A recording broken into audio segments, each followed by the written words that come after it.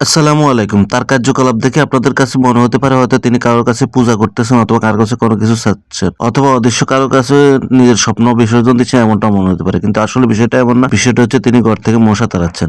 এখন মশা তাড়ানোর পদ্ধতি অনেকে অনেকভাবে ব্যবহার করে কিন্তু তার পদ্ধতিটা একটু আলাদা। তিনি প্রত্যেকটা কোণে, কোণে বা একদম প্রত্যেক জায়গায় গিয়ে তিনি মশাকে তাড়ান। এখন সবচাইতে বড় বিষয় হলো এভাবে মশাকে কে ধোঁয়া খাওয়ায় এটা একটু আমাকে কমেন্ট করে জানাবেন। দেখেন তার অবস্থা কি? সেই মশাকে এভাবে ধরে আইনা তারপরে মশার সামনে কয়েল ধরে রাখছে এবং তাকে ধোঁয়া দিচ্ছে। এই ধোঁয়া দেওয়ার পরে কি মশা মারা যাবে নাকি অজ্ঞান হয়ে যাবে সেই বিষয়ে আবার জনগণকে সতর্ক করতেছে। আর মশাকে কে থাপড়া, লাথি মানে ছোবড়া এভাবে কে মারে? আপনি একটু বলবেন আমাদেরকে, ঠিক আছে? তিনি থাপ্পড় মারতেছেন, চর মারতেছেন। এখন আমার কথা হচ্ছে এই যে মশাকে চর দিচ্ছে, চর দেওয়ার পরে কি মশা অজ্ঞান হবে না কোনো দিকে চলে যাবে? এই বিষয় নিয়েও আপনারা আপনাদের মতামত জানাবেন, ঠিক আছে?